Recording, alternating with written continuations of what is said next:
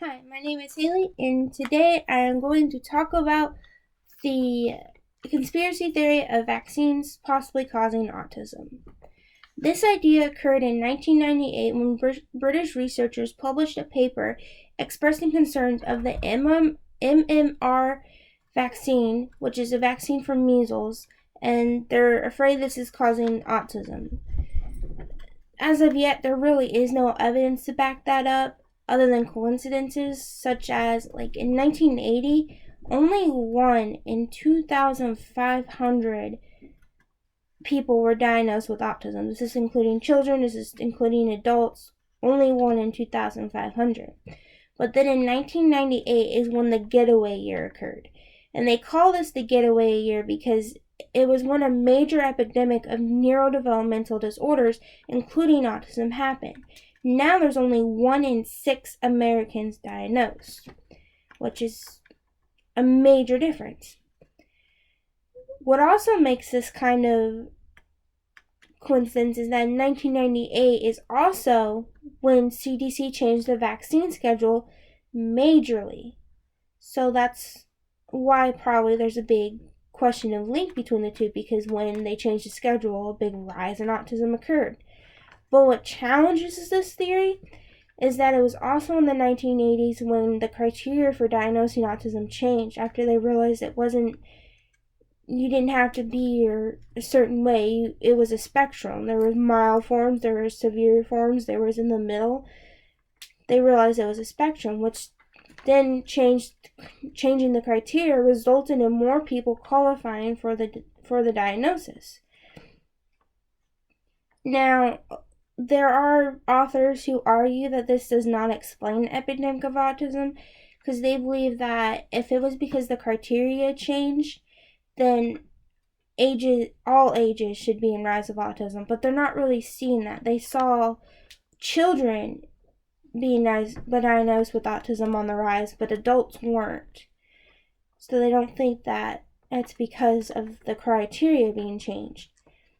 It was then later that they decided that maybe it wasn't the MMR vaccine, but the thimerosal vaccine. And this happened when somebody by the name of Steven Silberman published a book, Thimerosal Let Science Speak. And the theory now is that thimerosal contains mercury, and mercury is harmful to the brain and is possibly causing developmental issues, which makes sense because autism is a developmental disability. So the link, I can see why it's there. Not only that, but they did a study of lymphoblast cells with children without and with autism. So these kids are already diagnosed. Some of them are, some of them aren't. They're not really doing a study on how the vaccine causes autism, but more of how they respond to this vaccine. And they did find that children with higher amount of autistic cell lines showed a higher reduction in ATP linked respiration, maximal respiration capacity, and reserve capacity when exposed to mercury. So they are more vulnerable to it, and because of this, it supports that they may be more likely to have mitochondrial dysfunctions when exposed to this vaccine. But it doesn't say, because the children already got the disorder, so it's not saying that the mercury is causing it. It's just saying these children are vulnerable to it if you have autistic cells. So I'm going to say the least likely of these two for an argument is probably the fact that they said the criteria doesn't match. That if it was because of criteria change, the rise would be in all ages. I don't think that the reason why adults aren't getting diagnosed is because they don't have it. I think it's because they don't go in for testing, because maybe they have a more milder form, so they just don't go in. It's normally children who get diagnosed initially. You don't normally get diagnosed later in age because you already show signs as a kid, so they just don't think to go in. I don't think it has anything to do with the fact that it's not because of the criteria.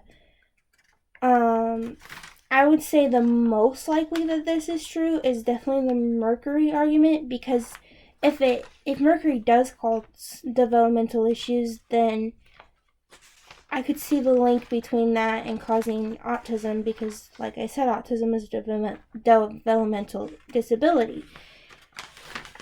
So, and then if they are already vulnerable, like it proved that they were vulnerable with already having it, maybe they were vulnerable as young kids before. I don't know if that's how that works.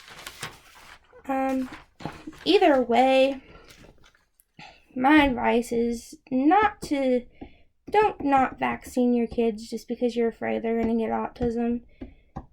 Not vaccinating can cause your child to die. I would think you'd much rather have a child who might be a little different here and there socially than having a child in a grave.